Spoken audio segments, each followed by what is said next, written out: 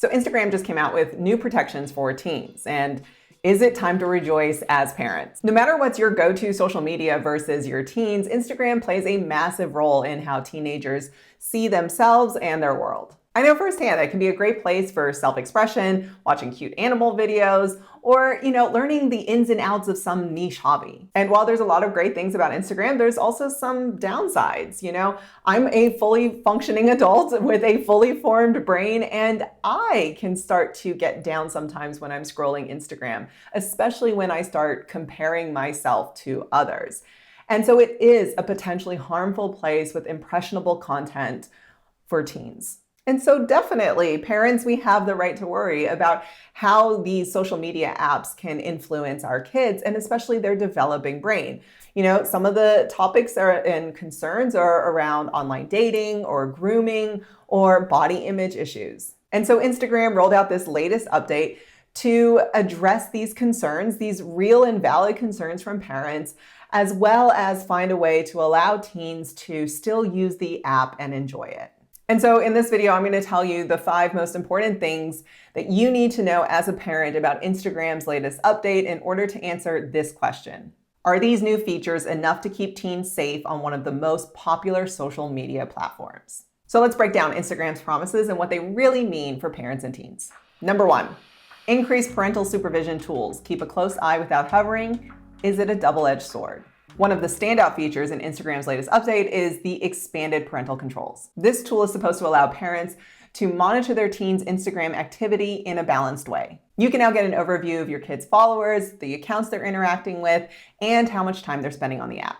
This sounds good, right? These tools are supposed to allow parents to have open conversations with their teen about online dating and potentially inappropriate connections with strangers, therefore reducing their child's risk of being groomed or having a dangerous relationship. But are parents having these talks in a way that their teen understands? Now, tools like this can help parents catch suspicious activity, but they can't guarantee that parents will spot everything. Teens are notoriously good at finding loopholes, like having a secondary burner account in order to hide activities. And could all this monitoring start to feel invasive to a teen, making them search for privacy in potentially riskier ways? Now, while parental monitoring can be a step in the right direction, the real power lies in creating an open dialogue, open lines of communication with your teen so that you're having conversations, not controlling what they see and do. I personally don't believe that parental controls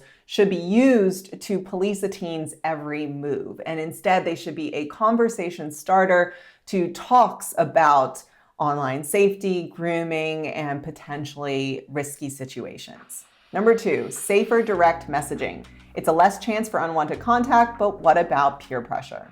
Instagram's direct messaging feature is a core way that teens communicate, but it can also be a way for strangers to make contact. With the new update, Instagram has introduced stronger DM controls.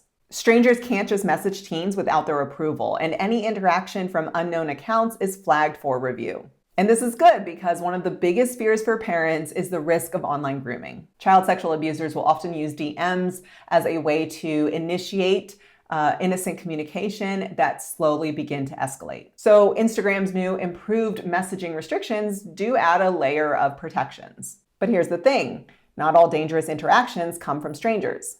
While this update does reduce the risk of online predators contacting teens, it doesn't address peer pressure from within their own friend group. Teens are still vulnerable to bullying, inappropriate messages, and manipulative relationships from peers who have already gained their trust. So while this is a solid move to reducing contact from strangers, it doesn't cover all the bases. Parents still need to talk and discuss with their teen potential red and yellow flags of inappropriate communication. And teens need to feel safe to come to you and report uncomfortable interactions, whether that's from someone they know or a stranger. And they're less likely to come to you if they think that you're going to take away their phone or not let them go on social media.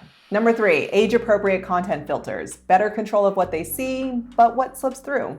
Instagram is stepping up their content control game by offering stronger content filters for teen users. Parents can now help teens set up age-appropriate content preferences. Filtering out posts related to like anything, like dating or explicit material, or even topics related to body image concerns like extreme diet culture or fitness influencers. Teens are highly impressionable, especially when it comes to body image. Instagram's visual nature makes it really easy for teens to compare themselves to others, which can lead to body dissatisfaction, right, low self-esteem, or potentially eating disorders. But can these new filters really protect them from all harmful content?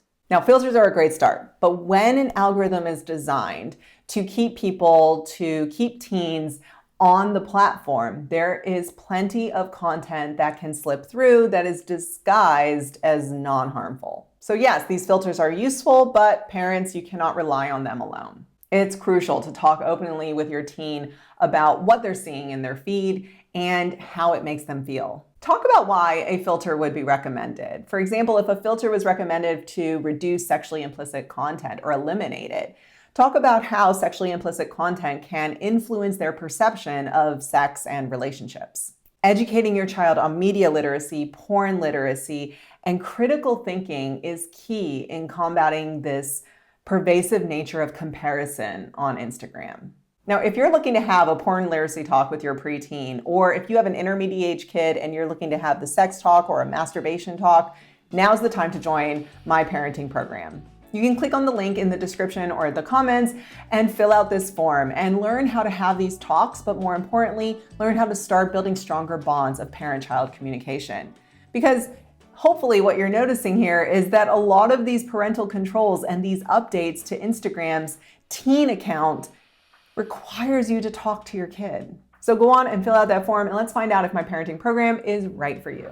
Number 4, enhanced reporting features. Flagging suspicious behavior just got easier, but will teens actually use it? In addition to the improved privacy controls, Instagram's new update makes it easier for teens to report inappropriate or suspicious behavior. Instagram says that they can now easily report grooming attempts, bullying, or triggering body shaming posts. They say the reporting process is now streamlined and teens are being encouraged to notify the platform if they are feeling unsafe or uncomfortable. Sounds perfect, right? The challenge here isn't the system. It's whether teens will actually use it or have the skills necessary to recognize it. Many teens are reluctant to report bullying or grooming for fear of retaliation or embarrassment, or simply they just don't recognize harmful behavior when it's happening. And also they might not want to report it for fear that if their parents find out that this is happening on the platform, the parents will say, that's it, we're taking away Instagram or we're taking away your phone. So here's the thing, when is it necessary to report something versus when is it necessary to remove yourself from the situation? Reporting harmful content is a good thing, but it might be time to leave the app for a period of time if you're regularly feeling unsafe or uncomfortable. This distinct difference can be difficult for parents to talk about with their teens in a way that their teens really hear this information. If you're a parent and you're like, yes, I've struggled to talk to my teen in a way that they actually listen, because I don't think they're hearing what I'm saying or they don't understand the risks that are involved. If that is you, please go and fill out that form and look to join my program, because in my program, I teach parents a communication strategy in how to have conversations with their teen that is super simple to use and talk about basically all of these sensitive topics that are generally difficult for parents to talk about.